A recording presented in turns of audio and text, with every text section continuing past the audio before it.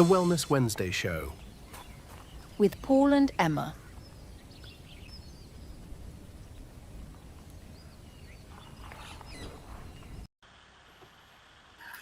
Hello and welcome to the Wellness Wednesday Wellness Show with Paul and Emma and Paul.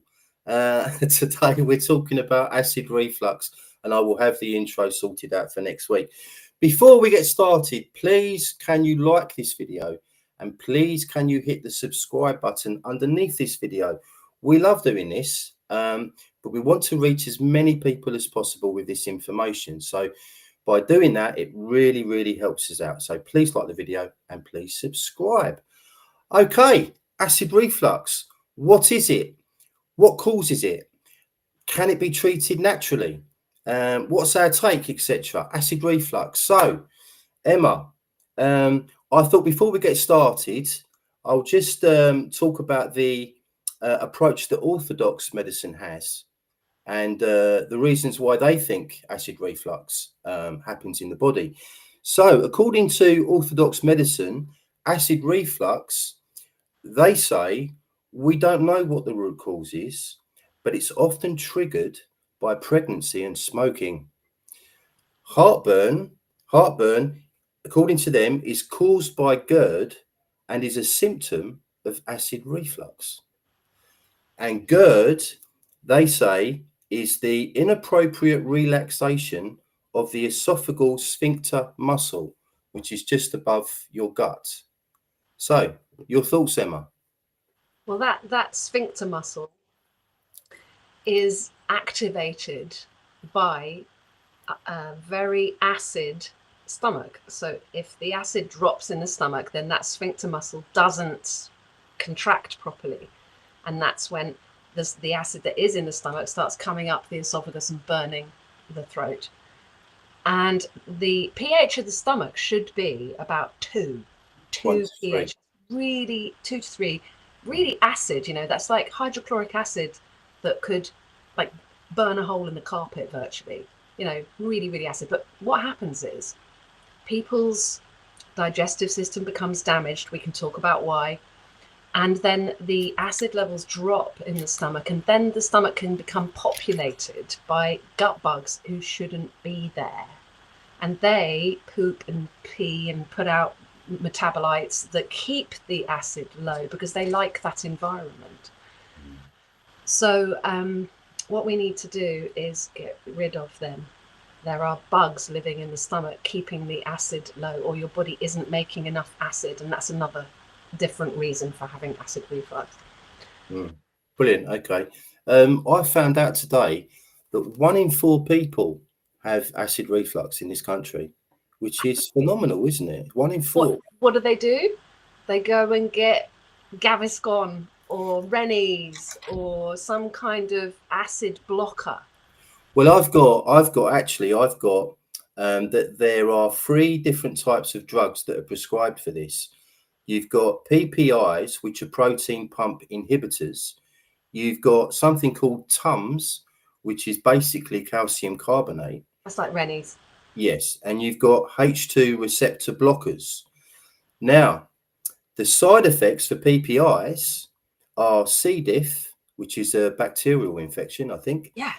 Osteoporosis, allergies, heart attack, B12 deficiency, magnesium deficiency, and something called achlorhydria. Okay. Now, the side effects for these TUMS, they were the Rennies, is gas, nausea, kidney stones, allergies, constipation, and something called achlorhydria. And the H2 receptor blockers, the side effects are loss of sex drive, insomnia, muscle pain, vomiting, constipation, and something called achlorhydria. I'm not sure if that's how they pronounce it, but I don't know how you pronounce it. So well done. Yeah. Somehow. Just go by how it's spelled. But anyway. All these things. I don't care what they call all these things. It doesn't really matter. I suppose it's a point of reference. We don't want to, if you do have burning here, you can immediately just take some bicarb. and it will stop the burning immediately, because bicarb is super alkali, and the alkali will neutralize the acid. But then we need to get to the root of the problem and find out why you haven't got enough stomach acid. And I mean, I can't go into all those details you speak of, because I don't have the vocabulary of the medical world. But what I do know is, if you start using something like GAPS, you stop eating the foods that feed the bugs that are in the wrong place, like weeds, right? They will start to subside. And then you can take things like cider vinegar and honey, or a shot of cider vinegar watered down a little bit, or kraut juice. Kraut juice is excellent. Do you mean sauerkraut juice? Sauerkraut juice, juice. A shot of kraut juice on an empty stomach, 10, 15 minutes before you eat, is going to, disrupt the gut bugs that are in the wrong place, and then prepare your digestive system to bring in food. So a shot of kvass as well you could try. So kvass is a Russian drink made with beetroots in a fermented liquid. So you put some beet, maybe some carrot, some ginger, maybe sometimes people put a piece of apple, just some chunks, not cut up small, and put water on top, and put in a splash of whey and a pinch of sea salt, and let that ferment. And kraut juice, you can make a lot of it by starting the process of making sauerkraut, and then just adding a lot more water and another pinch of salt, and just letting that ferment for 7 days or so. Boom, you've got kraut juice. And so you can do an immediate first aid if you're burning with bicarb, but we don't want to always take bicarb, because then that's going to constantly be keeping the stomach acid down. That's a first aid remedy that you're only supposed to use in emergencies. But so shot of vinegar, you want to increase the acid in your stomach, so take some acidic foods, lactic acid in the kraut juice, or cider vinegar, that's acetic acid. So you want to take some acid in. Some people also use betaine hydrochloric acid, which is a supplement. And you can build up your dose. You should take a bit in a pill form before the meal, and that ups the acid in your stomach as well. And this is all to attempt to kill off the bacteria that are living in the stomach that shouldn't be there. What was that supplement called, sorry? Betaine hydrochloric Betaine, right, yeah, I know. Brilliant, okay. What about digestive enzymes? What do you think about them? Yeah, I think digestive enzymes can be a very useful tool, but that means your pancreas has stopped making digestive enzymes if you need to take digestive enzymes. And so then that's a whole nother story. Why has your pancreas stopped creating digestive enzymes? And also the lining of your stomach, the lining of your gut will also produce some enzymes, and that should all be happening naturally. The lining of the gut has these little fingers on it. They're called villi, and they have little cells on them. And if you eat the wrong foods, and that mucosal membrane that's over all of that is not sturdy enough, they are exposed, and then foods that contain high oxalates, for instance, or too much roughage, you can actually have too much roughage, start to shave the tops off them, so they start to shrink back, and then suddenly you're damaged. And the way we deal with that is stock. Meat stock. Just drink the meat stock like tea. 3, 4, 5 cups a day. Put in an egg yolk, and like a creamer, and sip it all day long, and that's going to soothe the gut lining and feed those epithelial cells and get those villi back working, get that mucosal membrane working again. But that's further down the tract. We're talking about acid reflux, which is to do with the stomach. So, acid reflux. I would never. When I was pregnant with my first, I had horrible acid reflux. Like, I could hardly lie down without it all just coming up into my throat. After every meal, I'd have burning in my throat. And so doctors will say when somebody experiences that, that's a sign that we've got too much stomach acid. Yes, But it But is actually, the opposite. it's the inverse. It's the upside down. We've got Mm. not enough stomach acid, because if we had enough, it would activate that sphincter muscle at the bottom of your esophagus and stop it coming up. Mm. So you need to acidify the stomach. So is that esophageal sphincter muscle spasming? Is that the problem? What I've understood from Dr. Natasha's work is that when the pH is at 2 or 3, that sphincter muscle activates. Mm-hmm. So you'll swallow some food and it'll open to let the food in, then it'll ping back again closed. But if the pH of the stomach is at 4 or 5, then it starts to just not activate, and so it's just always open. Right. Okay. Because I think I've read somewhere before that it's actually the problem is that it's spasming. But you're Yeah, saying that exactly. It's not doing what it should do. It should just go open to let the food in and close shut. But it's going, okay. oh God, I don't know what to do because I'm not getting the right messages. So I would assume from that if this muscle is spasming, then one of the best things you could do to treat that would be to take magnesium, wouldn't it? Your favourite supplement, my It favourite. is, because it remedies so many things. And so if a muscle is contracting or spasming, that the best thing to do is to take magnesium, because magnesium helps everything to relax. Maybe, maybe not. I mean, this muscle is usually shut tight. And so it would surely relax to open and then shut tight again. But mind you, I'm hypothesizing here. I don't actually know. Okay, all right. Let's take some comments from the audience. We've got quite a few. So David J has commented, in my case, acid reflux was caused by alcoholism. No problem since I quit the drink. Well done, David. Keep up the good work, my friend. He's also said, one thing I regularly do now is to take organic apple cider vinegar and lemon juice. First thing, a cleanser. Is that relevant? I would say yes. But Yeah. Emma, you drink lemon water, don't you, in the morning? I do. Every morning I squeeze a whole lemon and I put in a 1/4 teaspoon to a 1/2 teaspoon of bicarb, because I'm going to be drinking that through the day and I want to actually neutralize the acid. And I have cream of tartar in there, and I have some sea salt in there, and sometimes add fulvic minerals as well, and sometimes some iodine even. But if you didn't want to neutralize the acid, if you just wanted to have a shot or a short drink of lemon, to get that acid into the stomach, it's a great idea. Brilliant. Okay. Hugh Evans has said, I used to take apple cider vinegar with the mother, i.e. active. I've stopped recently.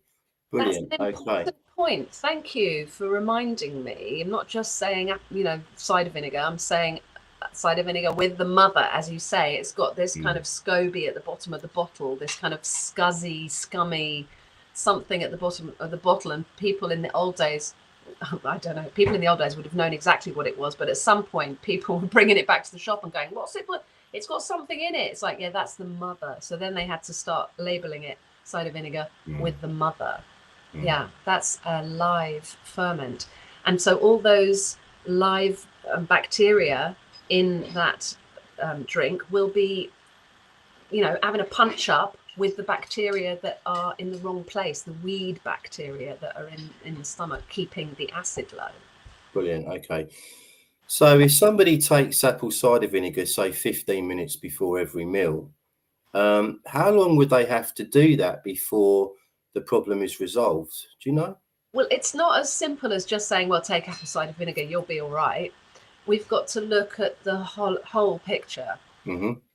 Why has the body not got enough hydrogen and chloride to make hydrochloric acid? Maybe your salt levels are not good, because everyone's like, don't take too much salt. Don't. But when they say that, they mean don't take table salt, which is sodium chloride. But actually, thinking about it, we do want sea salt because that is all the minerals under the sun. But maybe a pinch of just table salt, because it's sodium chloride, and we need hydrochloric acid. Anyway, that's just a thought. Yeah. Sorry, I lost my thread. That's all right. Okay, so Craft-O-Matic has said apple cider vinegar and sauerkraut are my favourites. That is good to hear. David J has said the sphincter muscle is like a trapdoor that won't shut properly, so the acid spurts up and out. Exactly right, David. Well said. This is what everyone needs to understand. It doesn't mean you've got too much acid. It means you've got too little acid. So get more acid into the stomach, and then also stop eating the foods that are actually slowly but surely poisoning you. No vegetable oils. Wheat and grains, generally speaking, from processed foods are contaminated with microdoses of things like glyphosate and heaven only knows what. We need to stop surrounding ourselves with the toxins in the personal hygiene world. And also things like you just bought a new sofa, for instance, and it's got some fire retardant on it. These things are terrible from the point of view of topping up the body with toxins. And then the body has to fight to get the toxins out and hasn't got enough energy to do the basic work of keeping you intact and keeping your digestive system working properly. Brilliant. And just you mentioning about toxins there in personal care products. I learned the other day that apparently there are something like 80,000 chemicals that are used in the personal care industry that our bodies have no idea what to do with. And apparently our body stores these toxins in our fat cells. Yes. So I'm beginning to wonder now if, because there is an obesity epidemic at the moment in Western Europe and in America, and are these toxins actually contributing to that problem? 100%. Yeah, it's a toxicity epidemic, not an obesity epidemic. It's a toxicity. We're all of us poisoned. Right. In a newborn baby's umbilical cord, you're going to be finding traces of glyphosate these days. It's ubiquitous and it's everywhere. And glyphosate is a mineral robber that messes with our amino acid production. 3 really important amino acids are messed up by glyphosate. I write about it in my book. I haven't got a reference here. I can't remember what they're called, but it's ubiquitous and it's dreadful and it's poisoning all of us. Glyphosate should be banned immediately. Absolutely. And you can buy it in your local garden centre to kill the dandelions in your lawn. It's called Roundup. Let's look at that name, Roundup. Round them up. Have you heard, Emma? There's a new version of Roundup now, which is I don't know exactly what it's called. I posted about this today. I should be able to remember. But basically, it's kind of like a Roundup light version, which is apparently not quite as dangerous. But recent studies have indicated that it still causes organ failure. Why are we using all these chemicals? How have the chemical corporations managed to get away with just creating a chemical soup for us all to live in? They're self-regulated. Who's regulating the chemical corporations? I have no idea. If you can grow your own fruit and vegetables, people, we highly recommend it. I've got a question here from Hugh Evans. He said, I stopped taking ACV apple cider vinegar because I went over to the carnivore diet and thought I didn't need it. Should I start with ACV again? I would. And also, I mean, watch out for the carnivore diet because we do need a little bit of sugar. And I know we do make sugars from meats, especially if they've been barbecued or seared a little bit, so they're slightly browned. We can't, there is a glycolysis process that happens, glycogenesis it's called, when the body takes proteins and makes them into sugars. Fair enough. And fats as well. Anyway, we do need some sugars that you can't get from meats, like inulin, for instance, which is in your... Oh, thank you for sending me this, by the way. Yeah. Your symbiotics, prebiotics with symbiotics, probiotics. Prebiotics with probiotics. This is inulin is a kind of sugar that's actually really useful to the pancreas and helps with pancreatic function. Therefore, would help the pancreas to make digestive enzymes. And you can't get that from just animal sources. And, you know, strict carnivore, just meat and salts, I think is a very extreme tool that can be used to save people when they're in a really, really bad way. But then as soon as possible, I think you need to start bringing in the kraut juice, the cider vinegar, the kvass. You need to find some raw dairy to ferment into 24-hour fermented kefir or yogurt, you know, to give your body some other things, not just the meat and the salt. I don't think it's good to stay on carnivore for any great length of time, because also if you have been eating foods that are high in oxalate, you will start dumping. So the aim of the game is to get to the point where we can be an omnivore like we're supposed to be and have kind of meat and 2 veg and some fermented foods, and a little bit of honey, you know, and some fruits eventually. You're not big on potatoes, are you, Emma? I'm not. You know, I loved potatoes. Potatoes were my favourite food. Mash, my mum would bring me a bowl of mash with an egg yolk and butter and cheese in it when I was sick, and I'd have that with ketchup. That was my I'm sick food. Right. Love potatoes. But when you look at the history of the potato and how, you know, it had to be really, people had to be really persuaded to accept the potato historically. And then they made the whole of Ireland completely dependent on it, and then created famine when there was a blight. I think that was all engineered personally, but because the Irish are the wisdom keepers, you know, the druids and everybody ended up in Ireland, and they were the magic people, and so they've been attacked right royally over the centuries. Yeah, potatoes are really high oxalate, and so if you are going to eat them, and also they're the kind of starch that gives you a really big sugar spike in the blood, unless you cook them in their skins, remove the skins, let them cool, and then cook them up again in lots of fats, and then maybe serve them with cultured cream or some kind of dairy ferment that's high in calcium, because then the calcium oxalate crystals in the potatoes will bind to those rather than cause you problems. Okay, just for a couple of minutes. When I found out about oxalates, it radically changed my approach to growing food, and to a certain extent what I was consuming as well, what I was eating. But I think there might be a couple of people that are watching maybe that haven't heard about oxalates before. So can you just give us a very brief description of what they are? Sure, they're a plant toxin, naturally occurring plant toxin. Now, I have a theory about this actually, that in the past, maybe plants didn't produce so much oxalate, but since our soils have become stripped of minerals from things like glyphosate, and the way we farm in these monocultures rather than a garden, that the plants are sort of stressed, and so they're putting out more oxalate, because a stressed plant is attractive to pests. Pests are there for a reason. Slugs and snails are there for a reason. They're there to clean up the mess of the garden of tissue that is dying. It's a bit the same story in your gut. When you've got stuff that's dying, you know, strep will come out to clean up the mess, and then you try to kill strep, but strep was trying to do a job to clean up the dead tissues, you know what I mean?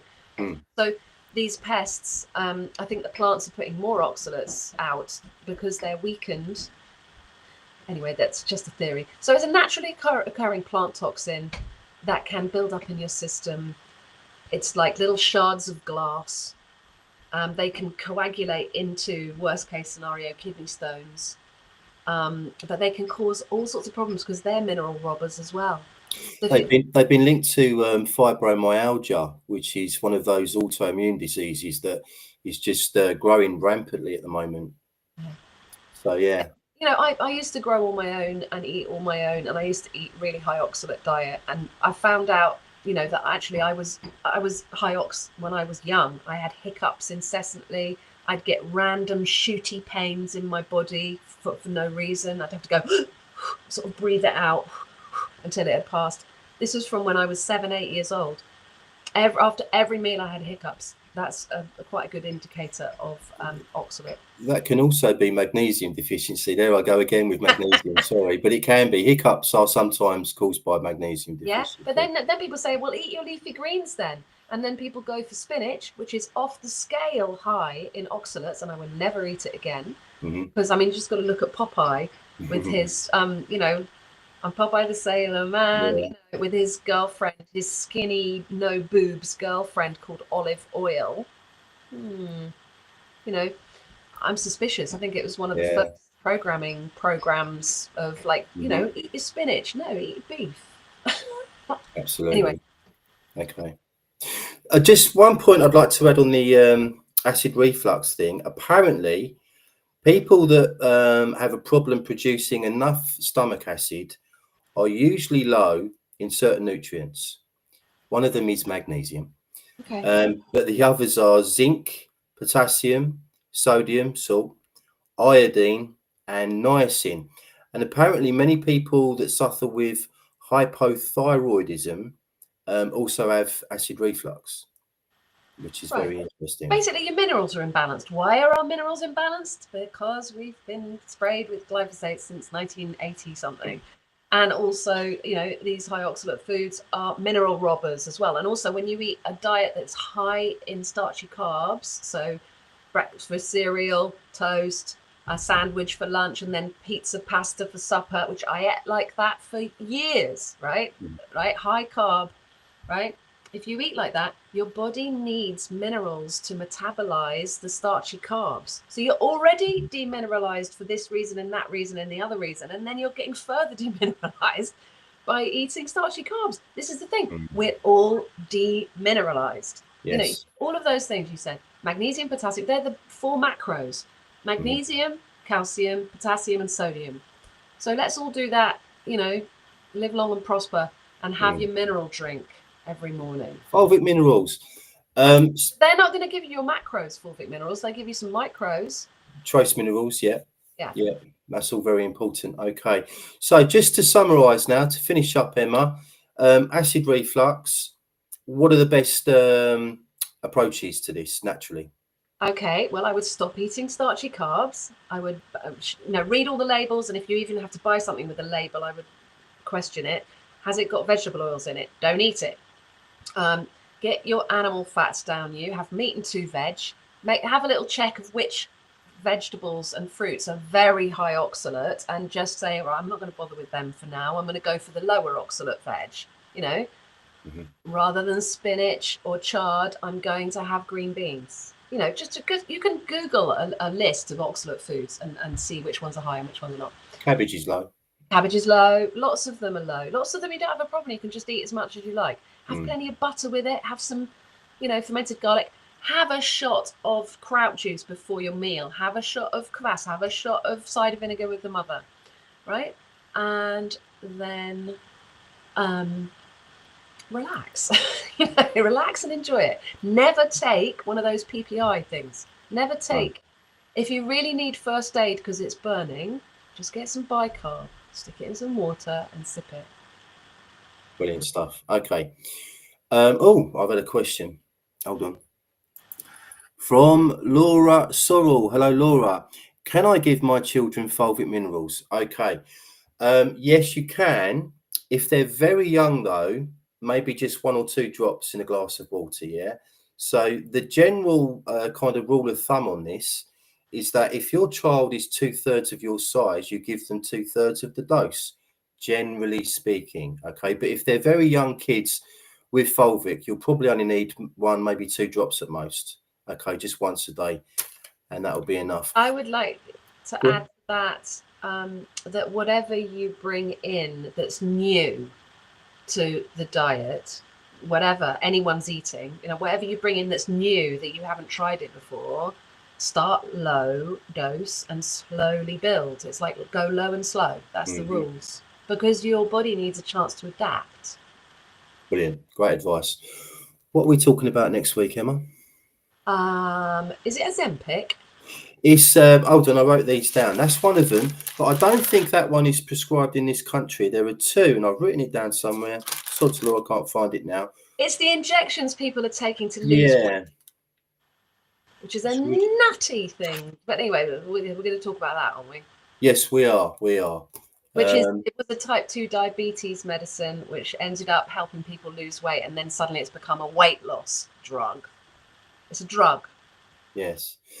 I've looked into it briefly so far, and my findings on it are mixed. You'll be surprised to know. So it can Okay. be very bad, but potentially it could be very beneficial for some people. But we'll talk about that next week. Okay. Yay, look forward to it. Please like, please share, please subscribe. We'll see you next week. Cheers, everyone. Thank you, Emma. Bye.